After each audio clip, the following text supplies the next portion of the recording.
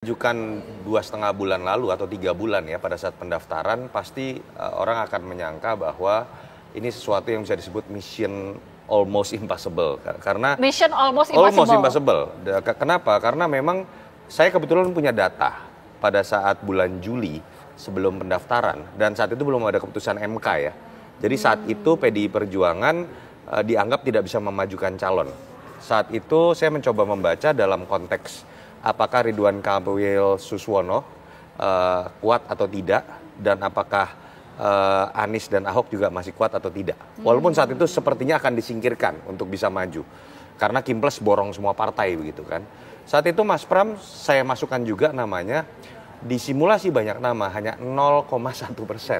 0,1%, karena tingkat pengenalannya saat itu hanya 13%. Itu 2 bulan lalu ya? 3 bulan lalu. 3 bulan lalu. Kalau kita lihat memang apakah mengagetkan? Tidak. Mas Pram mungkin saya, Prof. Ibnu tahu sebagai orang politik, membaca berita politik. Tapi dalam konteks orang awam, Pramono Anung ini orang yang di belakang layar.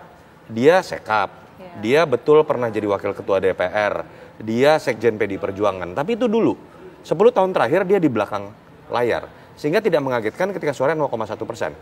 Tetapi ketika keputusan MK keluar, dan kemudian perkembangan politik dalam masa kampanye memperlihatkan Ahok mendukung, apalagi Anies kemudian mendukung, mantan gubernur lain juga mendukung. Saya melihat memang ada tren yang tidak terlalu mengagetkan ketika kemudian cenderung RK Suswono akan turun. Kenapa? Karena mereka anti klimaks dalam prosesnya. Awal-awalnya tidak disiapkan untuk bertarung, tapi disiapkan untuk masuk dalam skenario settingan melawan pasangan independen yang sudah pasti kalah menurut orang, atau lawan kota kosong. Berbeda dengan Pram dan Dul, walaupun titik startnya kecil, tapi mereka akhirnya jadi pusat perbincangan karena dianggap lahir dari proses yang dianggap lebih mewadahi aspek demokrasi keputusan MK tadi. Kita ingat bersama waktu itu ya. Betul, dan di sisi lain menurut saya hal yang menjadi sesuatu yang paling bisa di-highlight dan di-bold, ada positioning yang berbanding terbalik diambil oleh Emil dengan Pram. Emil menurut saya, kritik saya kepada Kang Emil, saya kenal lama, terlalu menghabiskan energinya untuk menunjukkan dirinya atau gelendotan bahasa saya dengan kekuatan-kekuatan besar. Menunjukkan diri didukung Pak Prabowo, Pak Jokowi, didukung oleh 12 partai dan lain-lain. Pramono Anung sebaliknya, ingin menunjukkan dirinya, saya bukan sekedar merah. Makanya yang dipilih ketua tim sesnya bukan kader PDI Perjuangan, calon tong. Warnanya tidak merah tapi oranye. Lalu kemudian kekuatan terbesarnya bukan dari partai, tapi relawan, Jackmania, sampai kemudian bersatunya kekuatan terbesar yang sempat terbelah. Namanya Ahokers dengan anak Abah. Dan narasi-narasi seperti ini menurut saya lebih bisa diterima oleh masyarakat Jakarta, yang akhirnya Pram ini mengamini mitos yang 2 kali sebelumnya terjadi di Pilkada 2017 dan 2012, yang menang itu pertama pasangan selalu nomor urut 3 kita. Kalau ini kebetulan lah gitu ya, nomor keramat. Yang kedua, bahwa yang menang itu selalu yang surveinya awalnya kecil, yang dianggap kuda hitam. Yang ketiga, yang menang itu selalu yang koalisi pendukungnya jumlahnya kecil. Karena pada titik itulah biasanya pasangan seperti ini lebih rajin turun ke masyarakat dan merangkul berbagai kalangan. Pertama, pilkada itu tidak bisa ditempatkan sebagai pertarungan antar parpol. Jadi faktor tokoh itu faktor nomor 1. Faktor parpol itu faktor sekunder. Itu terjadi di hampir seluruh daerah di Indonesia. Jadi nggak bisa menggunakan logika matematika politik, kalau didukung lebih baik parpol kemudian sudah pasti menang. Yang kedua, kalau kita lihat juga khusus Jakarta, ada mitos tadi, bahwa yang didukung oleh banyak parpol, atau bahkan didukung yang dianggap oleh pihak penguasa selalu kalah. Ingat dulu kejadian Foke kalah dengan Jokowi Ahok 2012, 2017 Ahok kalah dengan Anies Sandi, dan sekarang Pram dan Dul. Praktis kalau partai parlemen hanya didukung oleh PDI Perjuangan.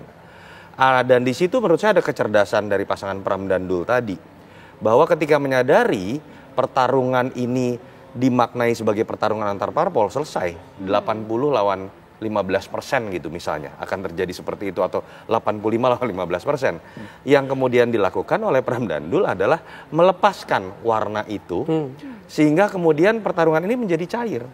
Pertarungan ini menjadi pertarungan memperebutkan kekuatan-kekuatan besar yang ada di Jakarta, termasuk kemudian menempatkan dirinya, oke, saya kalah dalam jumlah parpol, tapi jumlah belusukan saya dan jumlah titik yang saya kunjungi akan lebih banyak. Dan itu pola yang juga terjadi pada 2012 dan 2017. Nggak bisa, dia sekjen.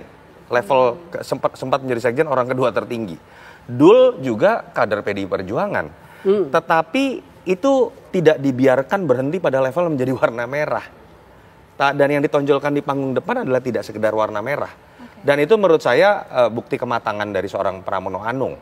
Yang kita tahu persahabatannya mungkin bukan hanya dengan kader PDI Perjuangan.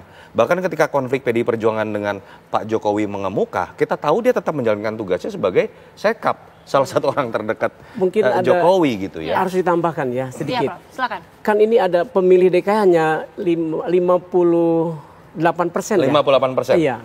Partisipasi pemilih. Yang tidak memilih itu, yang memilih siapa, yang tidak memilih siapa kira-kira ya. Ini mungkin Mas Toto punya datanya ya, tapi saya analisis saja. Ini yang tidak memilih kan yang begitu nggak peduli lah gitu. Tetapi yang memilih ini adalah yang punya kaitan secara kultural dengan para tokoh itu.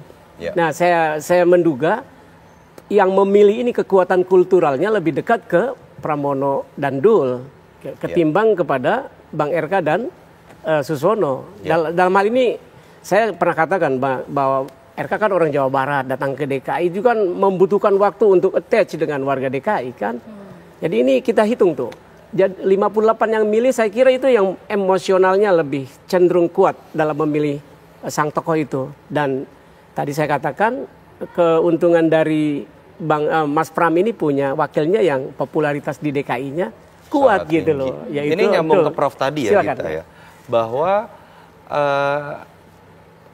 Kang Emil menurut saya terjebak dengan permainannya sendiri atau permainan Kimples. Kalau menjawab tadi terkait pendekatan kultural, kenapa Kang Emil maju?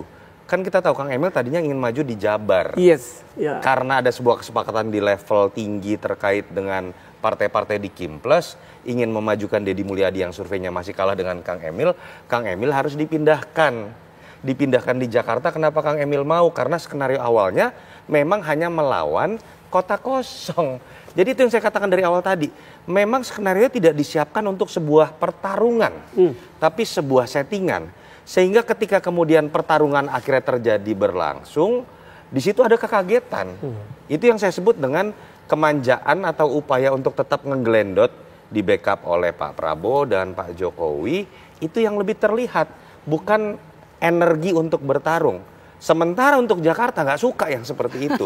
Karena faktanya 3 pemilu terakhir yang dianggap gelendotan dengan kekuasaan, itu malah kalah. Plus ini juga sibuk dengan 544 daerah lain. Artinya berbeda dengan bicara misalnya 2017, fokus misalnya dalam sebuah koalisi besar untuk ngeroyok, bertarung bareng di daerah yang dianggap penting lebih bisa dilakukan. Biar bagaimanapun misalnya Kimples dalam konteks ini Gerindra sebagai partai ketua kelasnya gitu ya, fokusnya kan saat itu kita tahu Banten misalnya, Sulawesi Utara, Lampung, beberapa yang memang dapat perhatian khusus dari Pak Prabowo. Nah sementara dalam kondisi sekarang dan waktu juga hanya 3 bulan, saya tidak melihat karena dimulai dari energi awalnya tidak untuk bertarung, di situ kemudian tidak terjadi sebuah logika matematika politik yang harusnya bisa dilakukan oleh Kimples. Kedua agak ditolong tadi kita oleh image Pramono Anung yang berbeda dengan teman-teman PDI Perjuangan lain yang sering terlihat konfliktual. Misalnya Pramono Anung walaupun dia bagian dari PDI Perjuangan, kita nggak pernah terlihat dalam situasi konflik antara kelompok Pak Jokowi dengan PDI Perjuangan misalnya. Itu yang menyebabkan kan banyak narasi yang mengatakan ketua umum partai Kimples sebenarnya lebih banyak yang sahabatan dengan Pram dibanding sama RK gitu.